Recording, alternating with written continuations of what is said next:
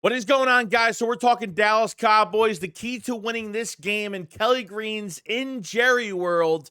A lot to discuss regarding the most underrated player in this Eagles defense as of right now. And surprisingly, somebody makes a return at practice, and we have a lot to discuss. So let's get straight into it all. What's the boogeyman? As a matter of fact, it was.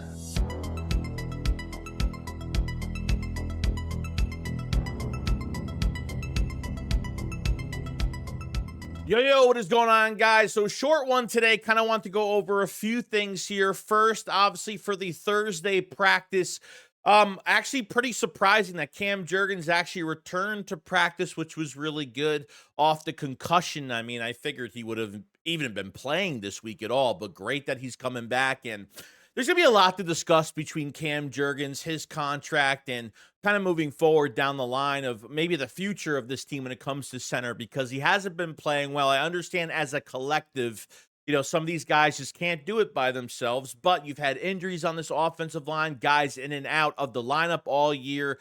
And Cam Jurgens, has whiffed on some blocks, especially from last week. He hasn't primarily been looking great, and I don't think he's been 100% healthy really since the back surgery or the back issues that he had from last year going into this year. So getting Cam back in this lineup is huge. And obviously discussing the Dallas Cowboys and their two DTs, obviously Kenny Clark, Quinnen Williams. It is definitely going to be something to watch in this matchup come this Sunday. Other positive news for the Eagles, it looks like Jalen Phillips was a full practice as well, was limited early in the week because of the shoulder injury. So he is back. Got to keep Jalen Phillips healthy this entire year because it's going to get crazy. Okay, if he can get 6.5 sacks in Vic Fangio's defense in 23, and with a full year of health, God knows the damage and the statistics he's going to have by the end of this year, including the playoffs, should be really cool to see. The most underrated player for this Eagles defense is our number 3 defensive tackle, Moro Ojomo, putting on a clinic this year. Okay, what, a 6th, 7th round pick from a few years ago, back in college where he flashed when it came to his pass rush, more of a run stuffer. The Eagles producing him the last few years, getting better every single year, and he has really taken over as that role for Milton Williams. Okay, Milton Williams was almost the same thing every single year, kind of getting better statistically. Moro Ojomo is almost reaching his peak. I mean, he's leading the first half of this season, second defensive tackle in the entire league with 14.4% pressure rate. He's got 28 total pressures and 4 quarterback hits on the year, and they call him Coach Mo for a reason. From Moro Ojomo's perspective, he watches a lot of tape, he studies kind of the guys that he's facing every single week, and it has really paid off. His effectiveness on this defensive line has really went way above average. And thank God the Eagles have him for one more year, because that man is going to get paid. He's going to go somewhere else. He's going to get paid. It's only a matter of time in a couple years. Your starting 2 DTs are doing well, and Moro Ojomo is playing out of his mind. Now, I want to talk about another player that I think needs more snaps, and I think that's going to be Tank Bigsby. And I think he's averaging, 7.6 yards a carry. Saquon Barkley running into a brick wall every single week. Because of your pass game not elevating, it's really easy for defense to really hone in on your 2 running backs. And Saquon Barkley, I like to use him in space. I like to use him between the tackles, off tackle, in open space. That's where he's really good at. Sure, sometimes Saquon Barkley can be moving the pile, but if you really want a running back to really get those tough yards, I think Tank Bigsby's the guy to really use on those 3rd and shorts. Or if you feel like you need to use a back, I would trust Tank Bigsby on those tough yards, especially who cares if there's 3 guys trying to tackle him. The man is going to get yards regardless. He is a bruiser back for a reason.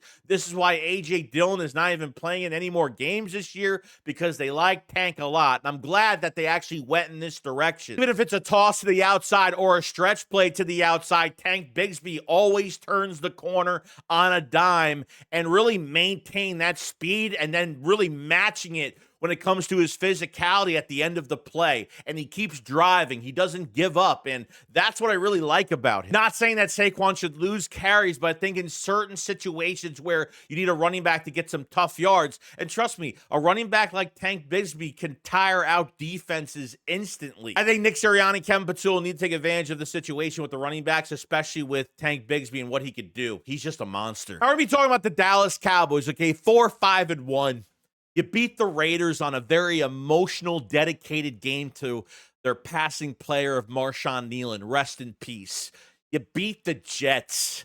You went with Russell Wilson to fucking overtime with the Giants. I think they beat Washington without Jaden Daniels, and obviously Washington hasn't played well this year. First game against Dallas early in the season. I mean, first game. Both teams look completely different from week 1. Now going into week 12, the Eagles defense is fucking superior. Between Jalen Carter playing at a high level, Jordan Davis playing at a high level, Moro Jomo, Jalix Hunt, Nolan Smith are playing better, especially deeper in a rotation now. Obviously, trading for Jalen Phillips has been the final piece to this defense. You had no Jalen Carter in the first week because that stupid Spitgate bullshit. Dak Prescott is not winning against great teams this year. And if this defense folds against Dak Prescott, that will probably be the biggest surprise. I'm not worried about any team that's in front of us. I'm worried about us. We are our own fucking enemy. Okay? That is just the truth. We shoot ourselves in the foot. Our coaching hurts us. Our execution because of the coaching hurts ourselves. Do I want to see Saquon Barkley running up the middle against Kenny Clark and Quinnen Williams? Probably not, because it's probably not going to work. Even with Cam Jurgens back, they need a game plan for that. I don't think those two in the middle are going to ruin the entire game because it's not enough. The Cowboys just don't have enough on their defense. I think their back end is very weak. The Eagles should be having a monstrous pass game. Oh no, wishful thinking. I know what the Eagles can do, but will they do it? That is the question. Week 12, the offense isn't even close to being gelled. The offense isn't even close to finding their identity. I feel like I'm repeating the same shit over and over again every single week. They should blow this team out 40 points. They should. But will they?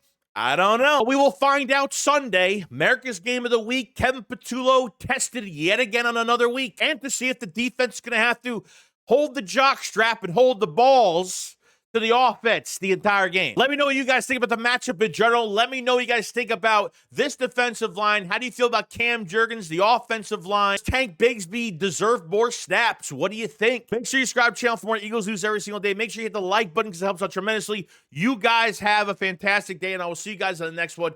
Shake Squad on Fall Side. Peace out, guys. Peace.